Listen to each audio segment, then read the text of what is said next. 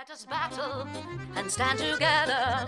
So join the ongoing fight against Parkinson's. Let's prevent it or even stop it. Parkinson's, goodbye and ciao. Let's prevent it or even stop it. Parkinson's, goodbye and ciao.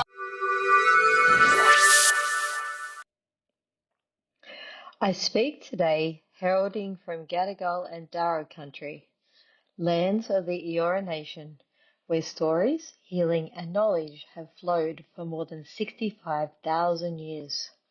Sovereignty was never ceded. This always was and always will be Aboriginal land.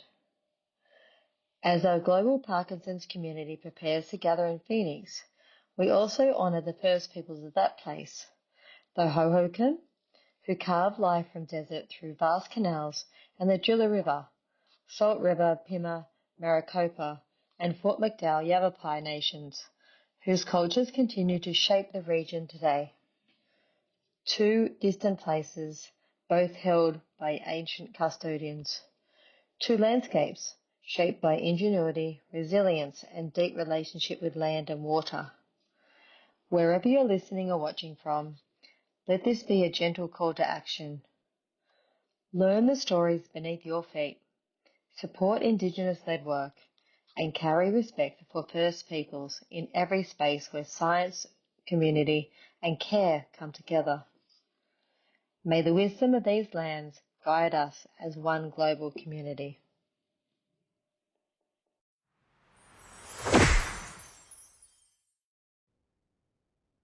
Welcome again to episode 5 of the Dopamine Diaries, and I'm Danny, your host.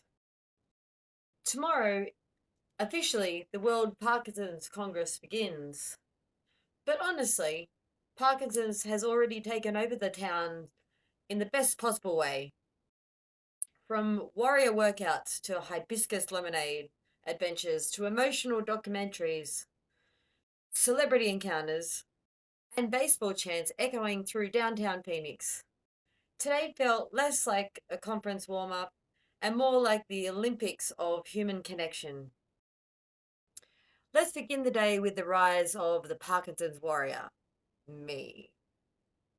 My day began with a morning run, or as I prefer to call it, negotiating peace treaties with my body to move before breakfast. Now, if you've ever seen PD warrior exercises before, imagine a combination of martial arts, physiotherapy, determination, and someone aggressively refusing to let dopamine shortages win the day. There I was for my 25 compulsory minutes at 80% effort, in front of the aircon in my room, stretching, punching the air with purpose, balancing like a flamingo, or at least trying to, with commitment issues, and convincing my body that rigidity and dystonia are simply optional. Exercise is already fast becoming the most powerful tool in Parkinson's management, coupled with medication. Research increasingly shows it helps slow symptom progression, improve mobility, mood, and quality of life, and also cognition. Basically, movement is medicine.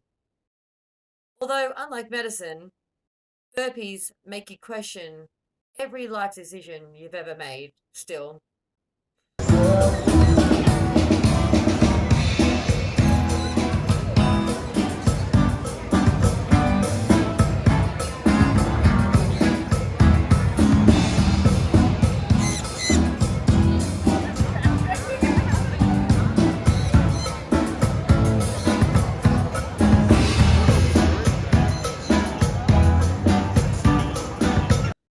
After surviving my workouts in the morning, I rewarded myself with a trip downtown to the Arizona Center Farmers Market, where I discovered what may be the official drink of surviving a Phoenix summer: hibiscus and lemonade.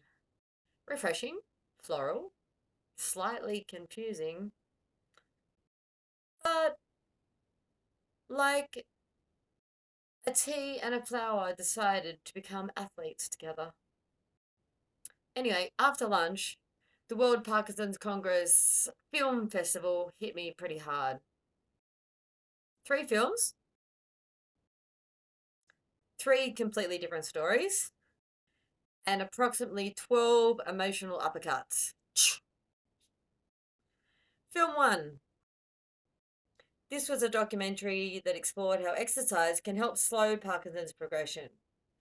It showed a mother's tale of how boxing, cycling, dancing, lifting weights, and reclaiming parts of yourself, symptom by symptom, is achievable. It was inspiring, particularly because it reinforced the advantages of high intensity interval training and diversifying your workouts while having fun, if you can. Still, the message was powerful. Movement matters. Hope matters. And apparently, burpees are still a medical intervention. Go figure. The second film followed a young social worker living with a debilitating condition called dystonia in her feet and then receiving DBS surgery to help her be able to walk and move and have better quality of life. The physical impact that she had was devastating.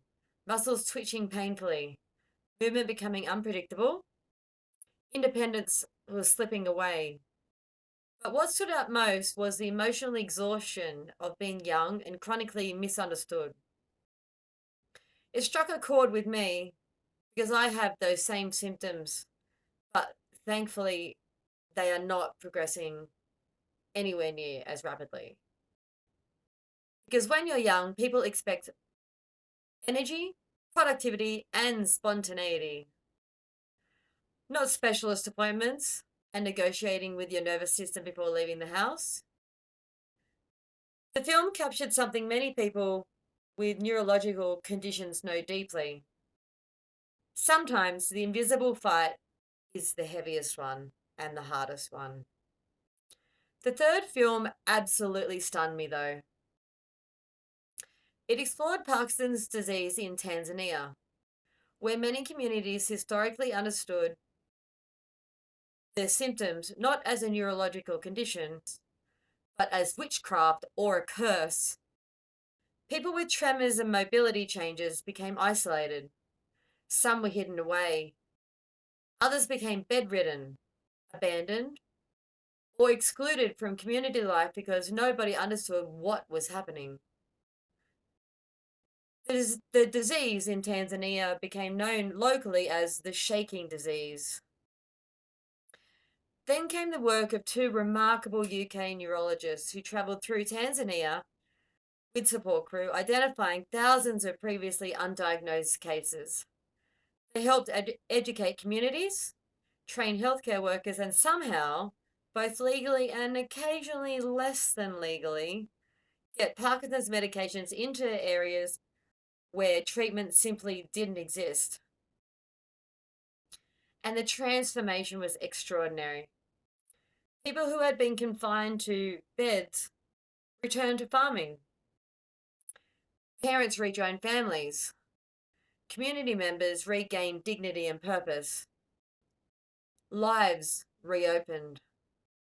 The film was a reminder that diagnosis is not just a label, medication is not just a treatment, and education is not just awareness.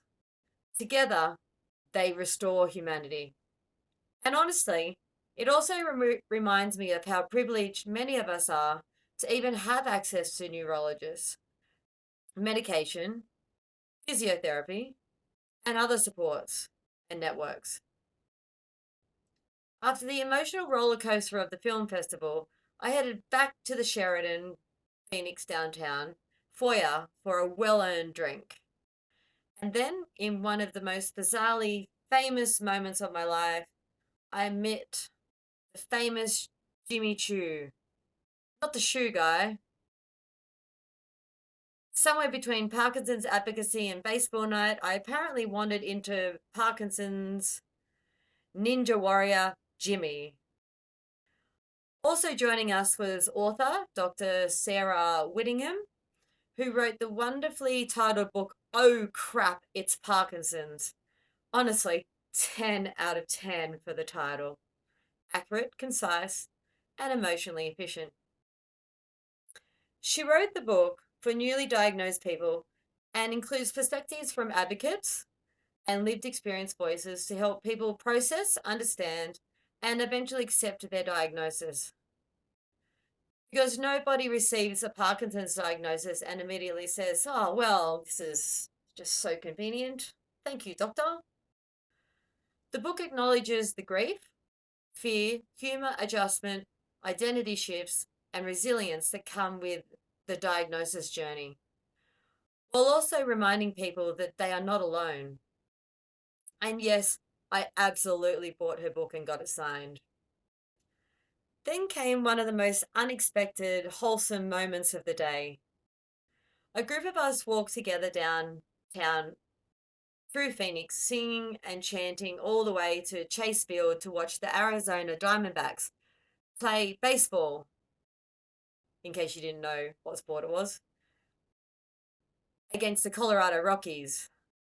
Crowds were everywhere, flags flying, people celebrating, and approximately 40 different people trying to locate stadium snacks simultaneously at each vendor.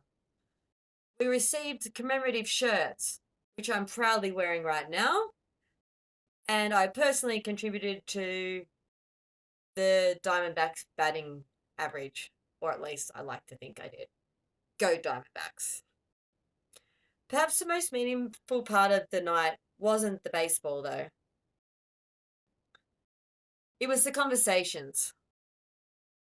Walking to the stadium, I met a young girl named Samantha from Florida who was diagnosed with Parkinson's at just age 24 and has now lived with the disease for 13 years.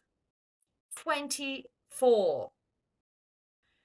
At an age when most people are planning careers, travel, relationships, and futures without limitation, she was learning how to navigate a progressive neurological condition. Yet there she was, next to me, traveling intentionally, laughing, connecting, living fully, walking towards a baseball stadium with her husband and dozens of strangers who somehow already felt like friends. That's what conferences like this do.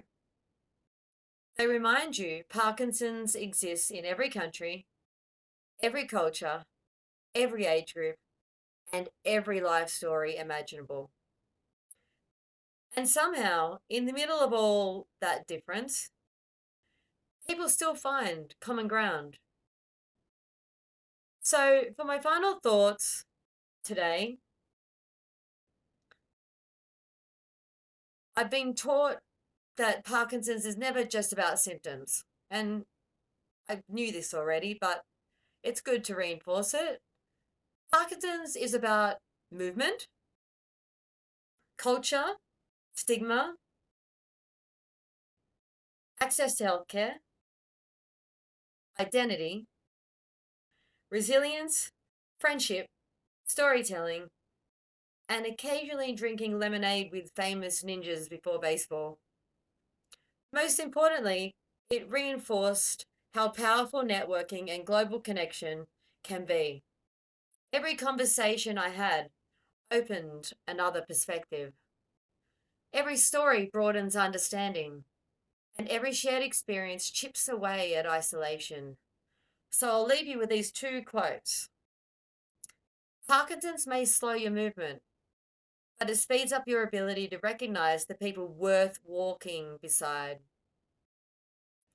If you can survive warrior exercises, emotional documentaries, Phoenix Heat, and 9 innings of baseball in one day, you deserve that giant lemonade. Until next episode, I'm Danny, and today was dope. Against Parkinson's, let's prevent it, or even stop it. Parkinson's, goodbye and ciao. Let's prevent it, or even stop it. Parkinson's, goodbye and